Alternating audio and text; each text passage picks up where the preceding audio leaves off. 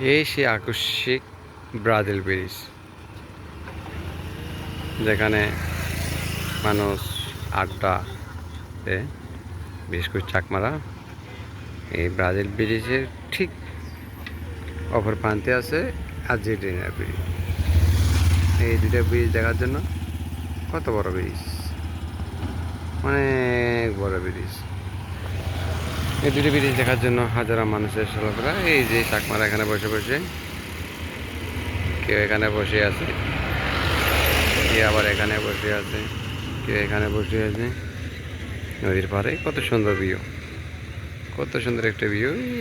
নদীর পাড়ে পাড়ে সবাই ঘুরতেছে, অনেক সুন্দর একটা ভিউ।